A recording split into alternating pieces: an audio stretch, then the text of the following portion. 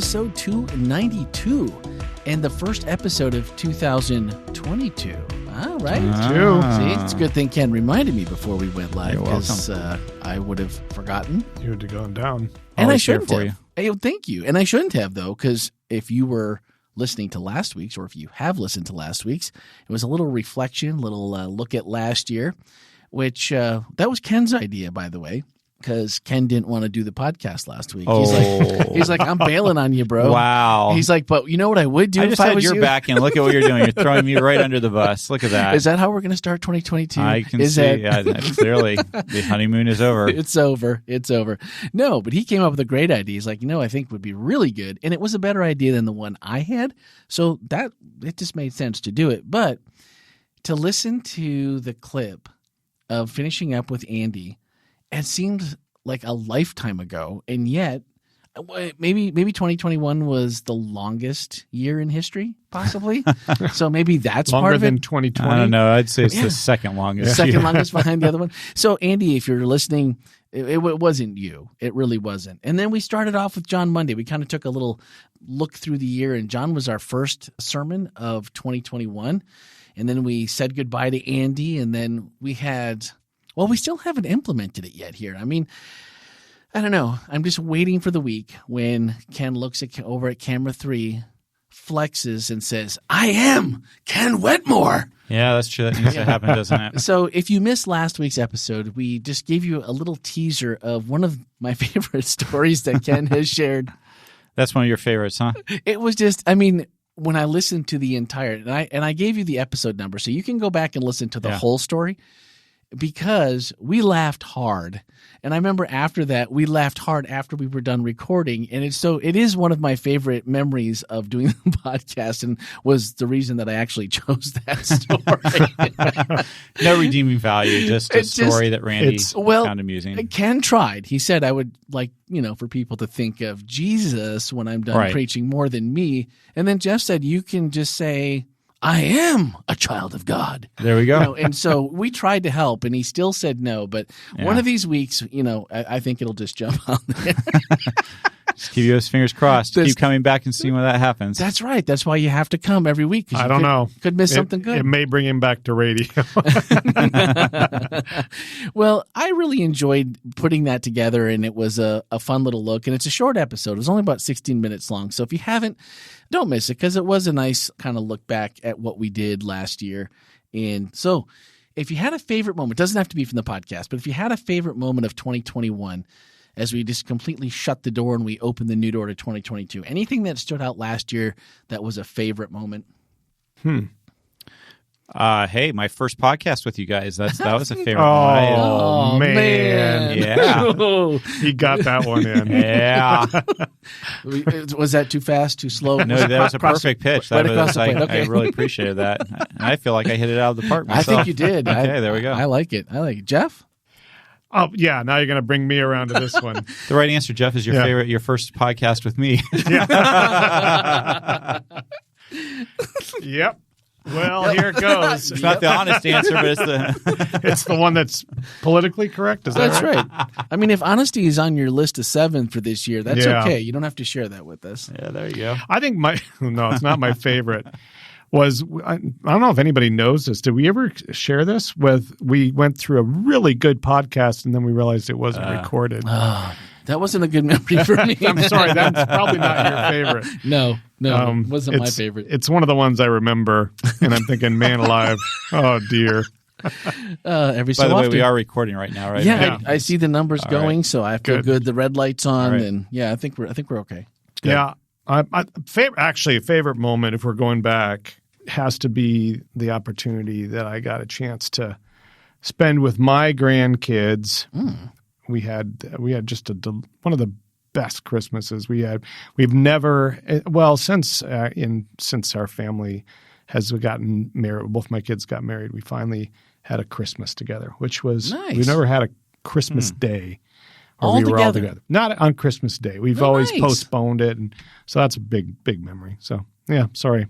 No, that's a good one. That's a good nothing one. about this podcast. Yeah. Yeah, well, that's okay. It didn't have to be a podcast, but it was just, as I was thinking about it, it just brought back other memories of things that we did over in 2021. Yeah. And, kind of a spillover from 2020 and COVID. And, we lasted all the way till Thanksgiving of 2021 before my family got COVID, and all the different things that we had to change and throughout the year, and precautions and just the things that you do, and you go, man, it just seemed like a really long year. And yet we had so much fun. I was just thinking in the podcast and how we ended the year with the Love series. And then, the Christmas was simple, I think, by design. If you go back and look at those, do not stick around for the 7 o'clock the show. It's the same as the 5 o'clock, I promise. But I've had people tell me that I have shared that link to the Love Is series with someone, and I'm waiting back to hear from them. Like, have you listened to it yet? Do I ask them, have I listened to it? Have you listened to it yet?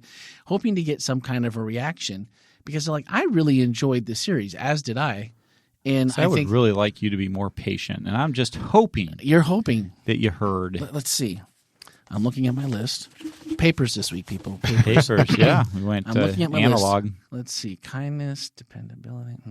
It's not in there. I don't see patience on my 7. Not one of your 7, huh? No. And should it be? It probably should. I have not done the homework of going back and going through all of them yet. Oh, you haven't? I haven't. I totally, Saturday got crazy after so you church. You did your 7, you wrote them out, but you haven't actually looked them over. I've looked them over, and does everybody know what we're talking about? Like, if they weren't at church, I was going to say we might want to clarify this, because if you weren't in church, if you were there, we kind of played the game of 7s, and during the message, he had basically 7 questions that made up your list.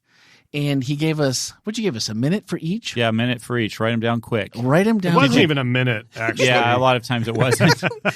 And honestly, I made all but one of them to get all 7 in the minute. Impressed. In the time time frame, because honestly, I thought that maybe it's just because 2020 and 2021 have been such long years. I think maybe, just personally, I've already been doing a little bit of this retrospective of those years, and this stuff was already on my mind, so I really appreciated that So you're able to actually put it down then. Right. The intentionality of it, though. That's I think, what we miss, because this stuff can be on your mind, but if it's not, like Ken said, write it down now and take action on it, then it just becomes another thing that we didn't do.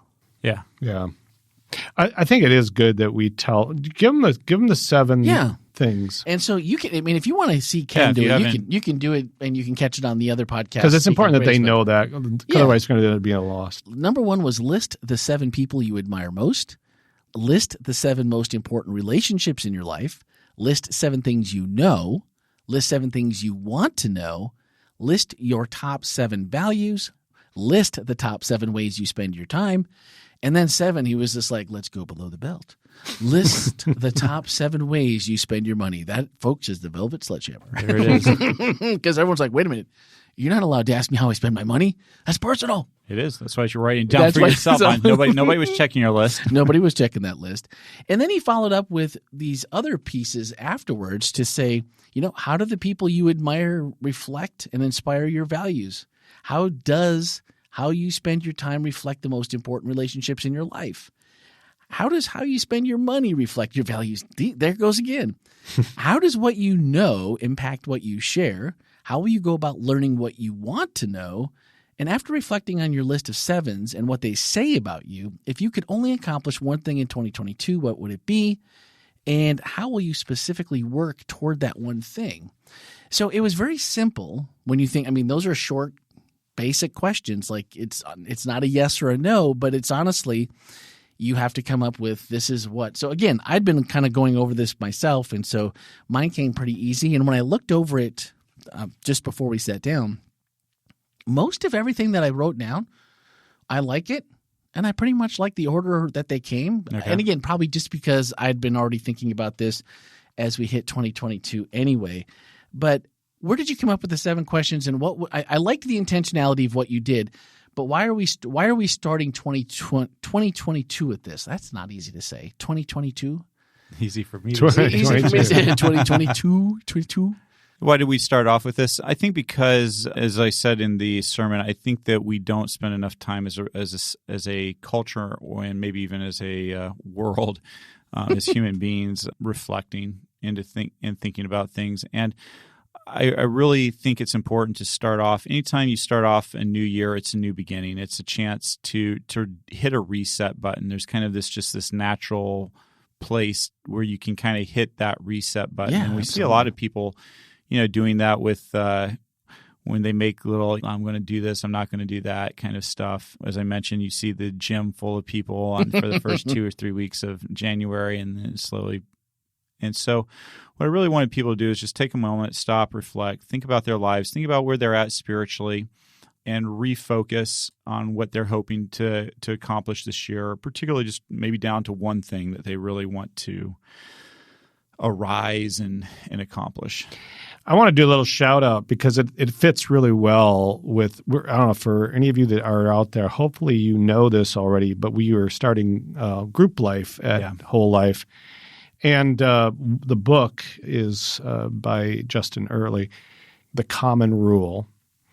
And it's an interesting piece that Ken did this because most of the time our focus is on either our behaviors, wanting to change what I do or how I do it or whatever, or we want to change something about the way in which we decide didactically we're going to handle an issue or how we want. And he said, and he's in this very first piece, it's about looking at your thoughts. And so as Ken was going through this, I thought, wow, this is timely because matter of fact, our group talked about it this morning in terms of how do you process through your values? How do you process through some of those relationships and the experiences that happen within those relationships? What are the thoughts you pull away from that? And I think this exercise here is also extremely helpful when it comes to how I look at prayer, how I look at my relationship with God, because it now gives me an opportunity now to, like he says, reboot, reset, and understand how my thoughts actually process through those experiences, rather than just wanting to go hit it didactically or change my behavior. Yeah. Those become tasks. And I think processing, it's like nobody wakes up in the morning and says, oh, man, I got to breathe today. It's part of life. I'm glad that's an autopilot thing. It is, right? Oof. Yeah. Well, I thought the intentionality for me partially was, or maybe even more than partially, maybe the majority of it seemed to be that we were looking back at what we had just talked about. I mean, and you talked about that a little bit in the message, that when you are going to come on board a new church, and you mentioned this over, I think, 2 weeks ago, following someone that's been here 37 years, and then all the things that were on your plate before you were coming here, to go, I need to stop, take a breath, and I need to be intentional about what we're doing. So I really felt like the Love Is series, really all 7 of these fit to me inside that love is, and maybe that's, again, another reason or another part of why I've been processing this. And then when you have worked through those for, 9 weeks, I think, then when you come to this, you go, well, we've been talking about what we're supposed to do here. And you, like you said, a lot of times you preach the week, and the next week it's like, man, God, you didn't have to give me the test right after the week. You could have waited a little bit. But I feel like we all go through those a little bit where because it's fresh in your mind, these are the parts you see that go, I am really suffering in this area. And so I just thought it was a great way to almost bring a little bit of last year, a little bit of a test on the spot, didn't give us a lot of time, and to just be quick about it, but then also go back and relook at it. And like you said, it doesn't become so much a task as, oh yeah, this is something that's pretty easy that I already kind of know because of what we've been studying. And I felt like this was, I really enjoyed it. We left church and I was just like, wow, that was amazing. Even though we've had, that whole series was amazing and we learned a ton, but to put it in action. So I'm assuming then that this somehow interconnects with Arise for this year. I am. I mean, I'm assuming. Your I'm sorry. powers of deduction, Sherlock, are pretty fantastic. I don't even have any hermetically sealed envelopes here sitting in the studio. So there. Well, there you go. So yeah, this was a good transition sermon for us. We, for those of you who are wanting to know how we kind of make the stew at the end of the day and how we decide on what's going to be preached about, we'll sit down as a team and kind of pitch ideas and where we're headed and what we're thinking about. And one of the things that happened is we thought, okay, so this is actually the very first day of the new year. So this is January 1. Yeah. And so we have our Arise theme that we're about to launch this coming Sabbath on what is this, the 8th? 8th, yeah. Yeah. So we're going to launch it on the 8th, but we thought, well, should we launch it on the 1st? And so there's some talk back and forth. Do we launch it on the 1st? Do we wait till a little bit later? And we thought, you know what, we really want to wait a Sabbath probably till we would have a large people back from vacations and things like that. Although I will say, Jeff, I was kind of surprised at how many people we had at church on December 25 and January 1. I was beyond surprised. I was really grateful and pleased. Actually, so were we. Yeah. We were, my family too. We thought, man alive, this is great. People are... Usually it's a kind of a ghost town because so many people are traveling. Yeah. Well, that's what I thought it would be, but maybe traveling isn't done as much right now. maybe that might be a Why little would that be, Jeff? So anyway, but as we talked about that, when we were talking about doing a communion, and we just thought, you know what, it'd be nice to start off the year with communion. And from there, we kind of processed out further and started thinking about doing the questions that we brought up and we were just talking about earlier. And this is actually something I've been doing for a number of years with the students that I teach at Middle Tennessee School of Anesthesia. This is a little exercise I have them do every year. And I found it's just a very helpful thing because when you have to do it quickly, you tell the truth. And when you tell the truth, you give yourself the opportunity to say, how am I really spending my money? How am I really spending my time? And it's not a judgment. It's not, oh, terrible you for doing this. Is that how you want to be doing it? Is that what you want to be doing? And so when you sit down and look at that, and the other part of it is, who do you admire? Have you ever thought about why you admire them? Yeah. Have you thought about if there's some celebrity out there that's on your list of people that you admire, do they actually relate to the values that you have, or do they not? Or is it just something different? What is it about them that makes you resonate with them? And I've just found that the people I admire, I tend to model my life after. Absolutely. So anyways, I wanted to use that as a foil to get people to think about last year and then think about, what do I want this year to look like? Well, there's so much intentionality in that, but maybe the question that we have to ask ourselves, if this is something that you weren't prepared for and you had to raise your hand because you didn't have anything to write on, and maybe right now in your life you weren't prepared to actually think about these things and you jotted some things down and you're looking at them going, maybe this does seem like a lot because I really haven't been giving this a thought, because the things like how we spend our money, how we spend our time, those things can often skew little bits at a time to where you go, wow, I didn't really even, because if you handed your list maybe to your spouse and then you'd be like, come on. Yeah. What about this one here? Don't you think that one deserves a little bit further over to the top? Yeah. And I think when you stop and do that. Well, Randy, you've given me an idea for next year. We'll just have everybody hand it to the person to their significant left. Person in their life. And have them fact check it. That's it. Ooh. If we're going to be intentional about asking the questions and attempting to do that, why is it so important when we know we should do it, but yet it's hard to be intentional sometimes because the answers that we might come up with aren't comfortable? So the more we're intentional about everything that we do, whether that's reading our Bible, focusing more on Christ, working on our relationships, how we spend money. And this is a kind of a task that we probably should be better at it if we're not very good at it. And I think we probably all have room to be better. Any resources we can give someone that's just, maybe you're a procrastinator sometimes like I am, or maybe you're just not ready to do this. Is there any book or an exercise other than answering the 7? This was actually a question that was, again, this is part of the book. I think a question is how many of your values, when you really think about them, do they include other people?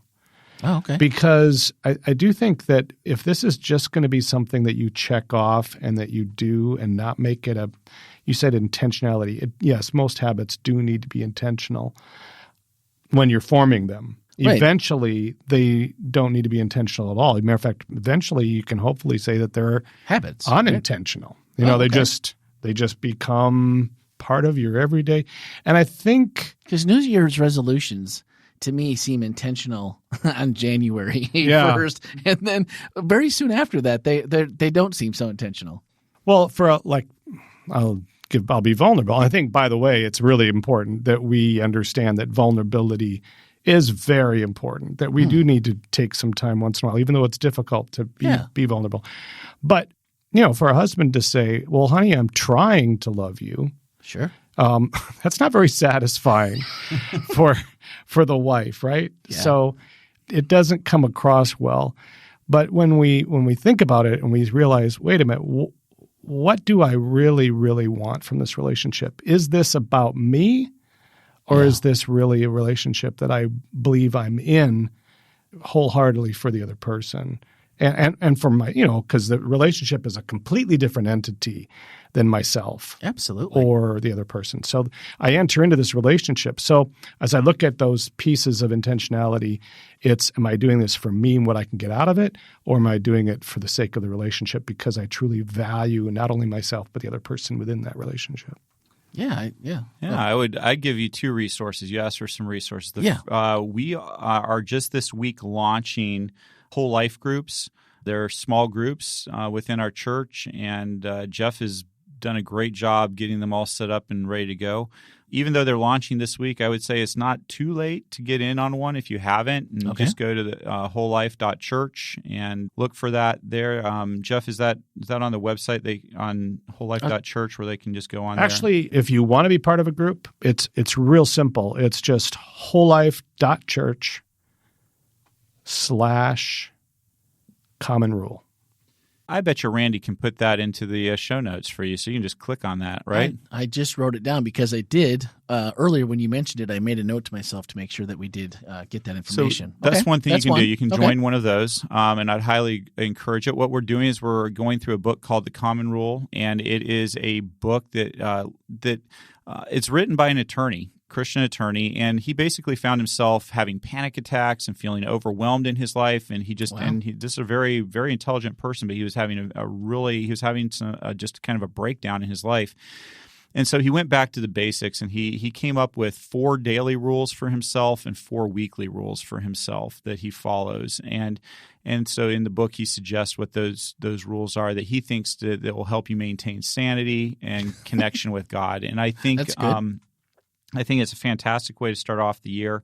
I think people will really be just really blessed by it. So I would just kind of encourage you to do that. The other thing that you can do if you're like me and you kind of struggle with making new habits, the best book I've ever found on habits is called Atomic Habits by James Clear, and that is an excellent book, Atomic Habits. It really breaks down how to make new habits and how to create new patterns in your life. And so I would just strongly recommend that book for people who are trying to figure out how to create, how to do it. Yeah. New ways of doing things. And what I love about it is it's not hard. James does a great job of breaking down into just really simple steps on how to do that. I like that. Well, and speaking of being vulnerable, the one that I immediately wrote down, the goal, you said pick one at the end. After reflecting on your list of 7s and what they say about you, if you could only accomplish one thing in 2022, what would it be? And mine was, I want a date night with my wife every week. Nice. Just because I think when you don't, when you have teenage kids that are going in different directions, and my wife homeschools, and sometimes hours at work go late and cross over and things like that, and you find that it's like, well, we woke up in the same bed and we saw each other as you were going out the door, and, text messages through the day, but there's not always 15 or 30 minutes of really like, no, kids have to go away. Mom and dad need to be together, and it makes your family better. And so one of the things I'd been thinking about all through the end of the year was, this is something that I want to accomplish. So that was an easy one. And so we talked about it and trying to figure out, like, there's going to be times when it's going to be pinched for time. Like, what counts? Like, how do we hold ourselves accountable to this? And even if that's like, look, we're just going to go in a different room, lock the door, and just be quiet and read together in the same room. Like, does that count as time together? And, just so when we know it's tight, we don't miss, is that we can make it a habit. Nice. And it was the first thing that I wrote down or typed out on my phone during church. And so that's one that was actually one of our reflections as well for the week. And so that's what I want to suggest, is that after you go through this little exercise, and Ken made it fun in church. So definitely, if you at least listen to it on the podcast, Speaking Grace, if that's in the link is in the show notes for that as well. But you might want to watch it. It was a short service, and that's on the website. Music was incredible too. The music was really good. The whole program, and I really felt like when you said, kind of struggled with the doing communion twice, but I really felt like it was a really good fit. Like, it made total sense, and it didn't. Even though I was at Christmas Eve, candlelight communion there. I'm not going to say it because it just isn't coming out. So I was there. Yes, and then the next week you're here again, and you're like, oh, it's because Heather said, well, they can't. That's a misprint. They can't be communion 2 weeks in a row. And we're Seventh-day Adventists, aren't we? Isn't it every 13 weeks? Every 13 weeks. Yeah. You remember those things like Mission Spotlight. But I went to the show notes. See, guys, everything's in the show notes. I said, no, look, it's in the show notes. I copied it from Tammy's email. And if it comes from Tammy's email, Tammy, you can count on it. Forget it. That is gold. Sign it, stamp it, deliver it, send it out. It's good. And she's like, communion 2 weeks. She's like, well, this will be interesting. But it really was. Man, I really felt like it was a good way to start the year with this exercise, even though everything was a little bit abbreviated as far as the service, but the music, everything, it was fantastic. Yeah, it was a nice fit. And I got to tell you, we planned the whole calendar for this year is pretty well planned out for what we're doing with sermons for the rest of the year.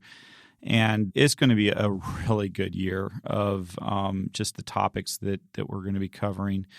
And this month, we're doing the Arise series. And then next month, February, as most of you know, February, it's Black History Month. We're doing a series called Old Testament Justice.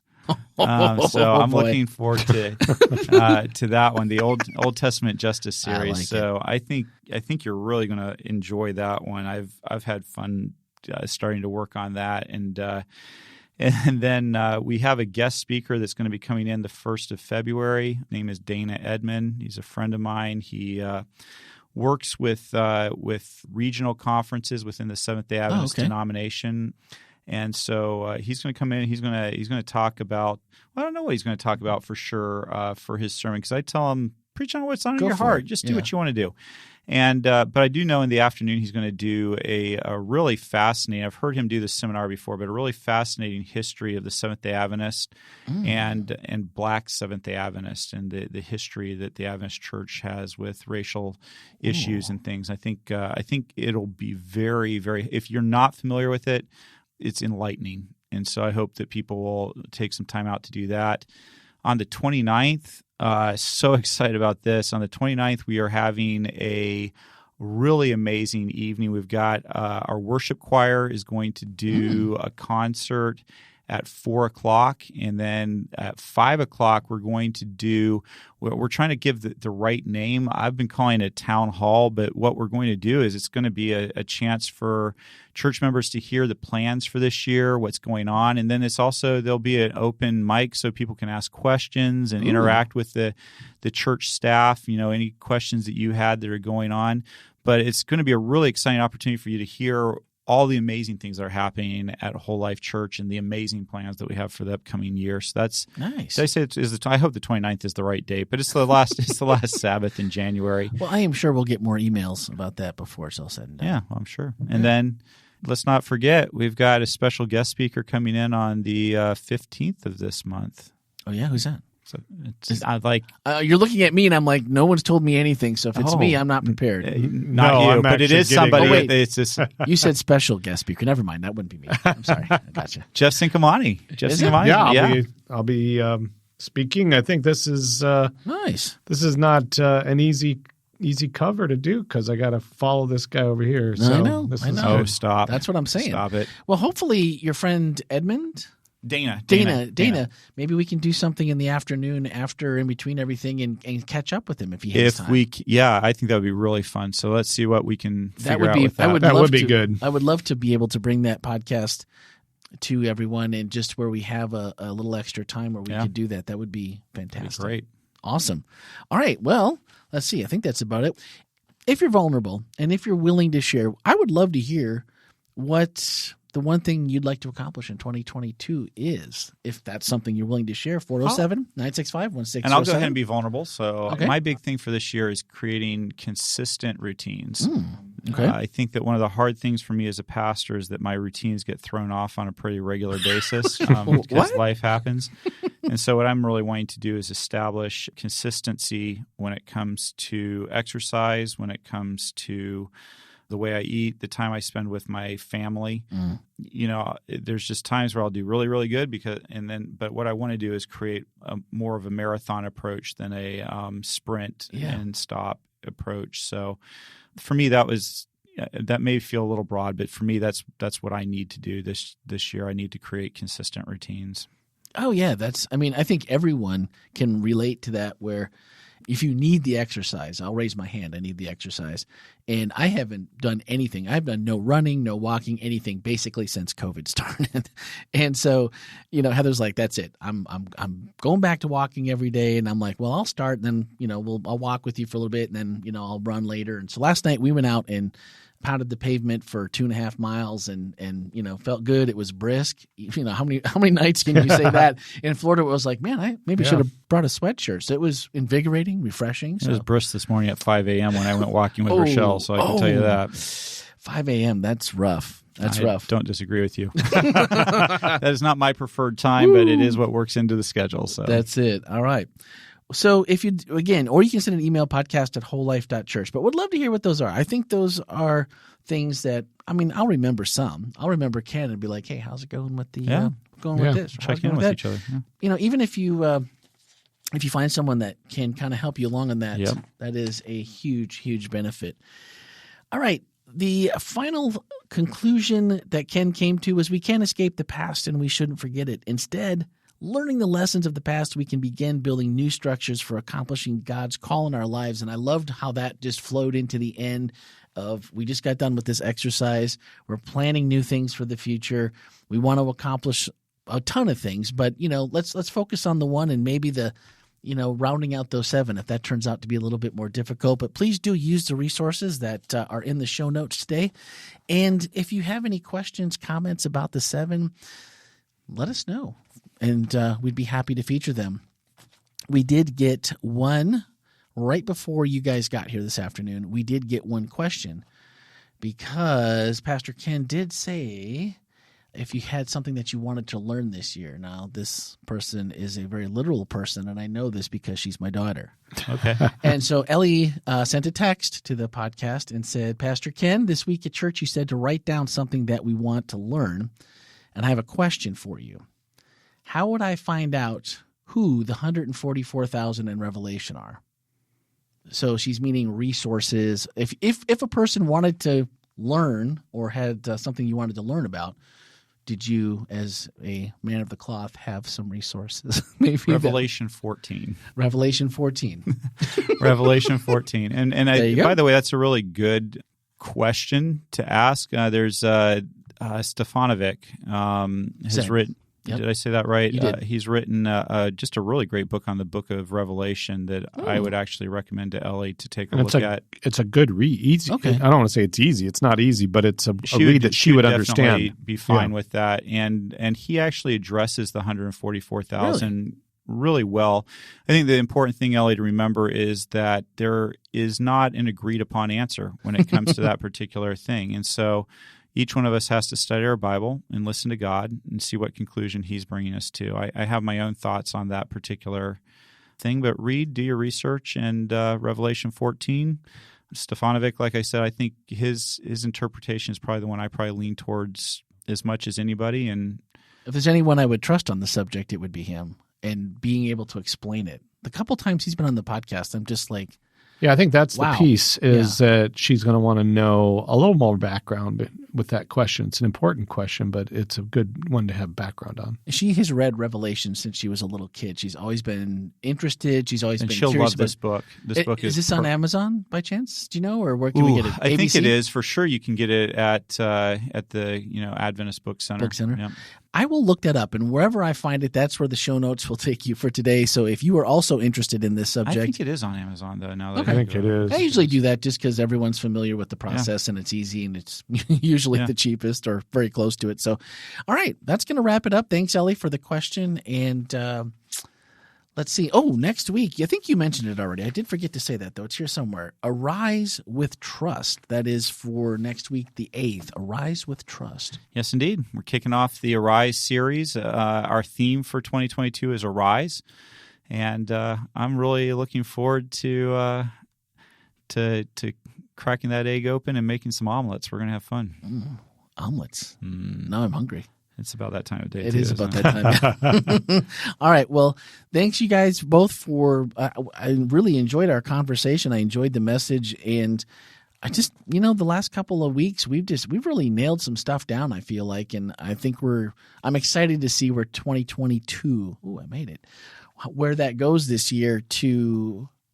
Just as we continue together, learning as a family, and I just see a lot of smiles in every week. I hear a lot of feedback from when Ken says there's heads moving, there's people talking, there's people answering out loud. Sometimes I don't know if they know they're answering out loud. I've done it, but it feels good because it kind of feels like you're sitting with your family in the living room and we're just having a conversation. So, if there was ever a time, I would say, man, invite your friends, family, someone, your neighbor, your coworker, invite them to church. Yep. Oh, and Dale, if you're listening, I know you said you catch the podcast every so often. I enjoyed the heck out of Dale and Atara. Weren't they great? they were so much fun. My daughter was like, that is an iconic duo right there. That is. I don't know if that can be must be repeated. Yeah, I don't know if that can so be. I agree. Yeah. And by the way, I agree the same. They did a fantastic job as our worship leaders, and I just couldn't wipe the smile off my face the whole time. Make so you happy. That's right. Anyway, everything from that service is in the show notes for Speaking of Grace, or the live link to the website where you can watch it. So just swipe up and it'll take you directly to each of those. And thanks for listening. Have a fantastic week as you start out